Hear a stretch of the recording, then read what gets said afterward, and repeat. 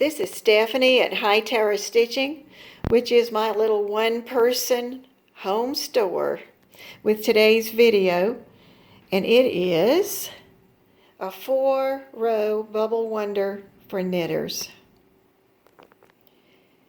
Here's the sample I did when I was practicing this stitch, and I really liked it.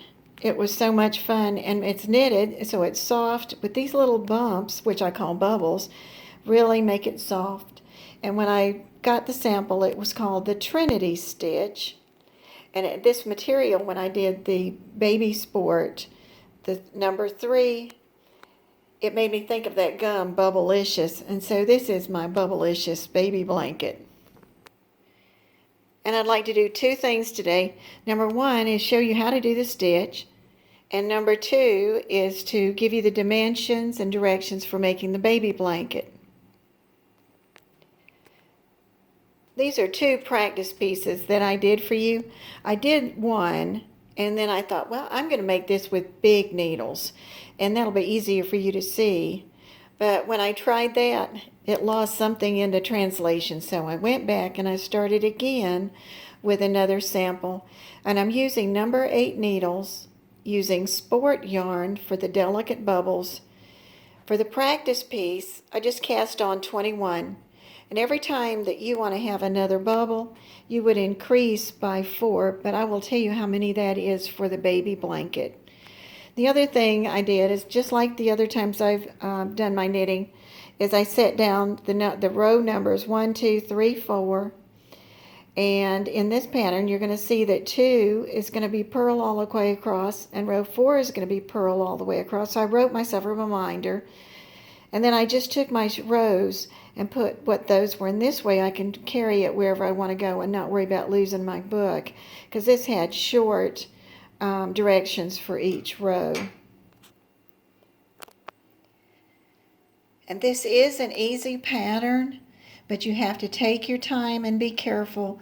Be sure that you do a purl when it needs to be in a knit. And what you're going to be looking for as you get used to doing it is you're going to start seeing that there's 1 stitch that's separated from 3 that are sort of clustered. And then there's 1, and then there are 3 that are clustered. The first row that we're going to do is a purl 1 to start the row, and then from the star we're going to do the pattern that'll repeat on each row, on this row. And you're going to take and you're going to do a knit, a purl, a knit in the next stitch. All 3 of those stitches go in 1 stitch, and then the next stitch is going to be the next 3 purled together, and you repeat that across. All right, row 1, I'm going to slide my needle in to do a purl, my threads to the front. The first one's sort of tricky. And then slide around, and I do it the old traditional way. I like to keep them in my hand so I don't drop them. Now I've put my thread back around the back because if you remember, the next one is a knit, purl, knit in the same stitch. So I'm going to go under for my knit. Don't finish. Pull it out, hold it on there. Roll the thread around to the front to do a purl. Purl it in that same stitch. Don't take it off. Put your thread around the back. Now you're back to a knit. And I hold it on my tummy so it wouldn't fall off. And there you can see that's one of those 3 groupings, and it slides off. All right. The next one is to Purl 3. So I'm going to take and put my thread to the front. And I've already been working on this, so you can see the 3 that I want to get. I'm going to slide. I pull my thread down a little bit, my piece, and my needle will slide into those 3 stitches.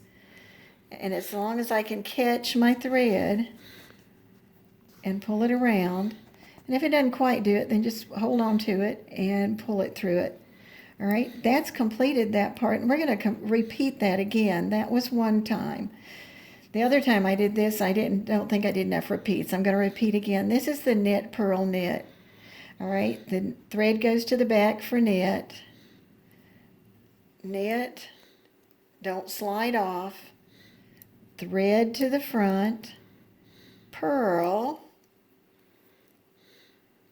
and another one is a knit. And you get really good at this. And then when you get those 3 on there, you slide it off. And the next part is to pull your thread to the front and look for the 3 that you want to get. And there you can see their next 3. I'm going to pull that down a little bit to try and get my needle in there. I want 3. Oh goodness, come here.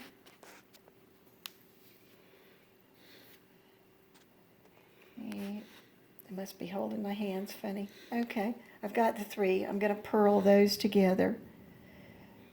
All right, let's do one more. Okay, I'm back to knit, purl, knit, knit, purl, knit, and it can come off. Now go do those 3, and the 3 are not that hard once you get your hands in the right place. I've got all 3 captured. I'm going around the front, and I'm coming off. The next row across is just going to be straight purl. And this is actually, what's funny about this is usually purls are on the back side, but this purl is actually going to be on the front. So put your thread to the front, slide down, go around, that's a purl, slide down and around and off, down and around and off. Again, it's down, around, and off. Row 2 was to purl all the way across.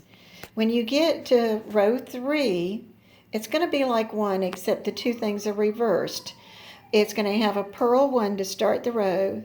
Then from the start, you're going to have purl 3 together.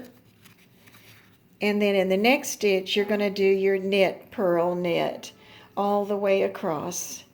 And row 4 is a repeat of 2. You just purl all the way across. This is the front, and you repeat this over and over to the end of your row.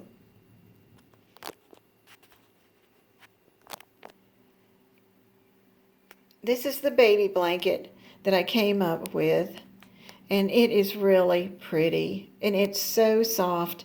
And what I want to tell you is that the blanket is 37 by 25 inches, and that's only the center part. That doesn't include the border, so it would be a little bit bigger depending on your border. But what I did was I cast on 202 stitches. And by the time I finished, I had worked 39 sets of rows 1 through 4, and then I did another 1 through 3 for my last section. To bind off, just do your bind off, but keep the last stitch for your crochet hook. So if you don't know how to crochet, this is a great place to start, because you're going to do a very simple single crochet evenly around, and when you get to each corner, do 3 in the corner stitch, and that'll make it easier to get around the corner. And one quilt baby blanket I'd seen before, they stopped with that single crochet row, but you could do another row, you could do a double crochet row, or any kind of border that you'd like to do.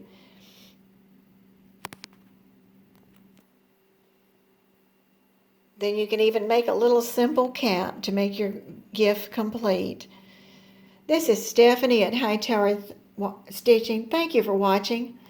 Any notes that I have or directions for the rows will be in the description. If this was helpful or you enjoyed any of it, please subscribe and hit like. Thank you.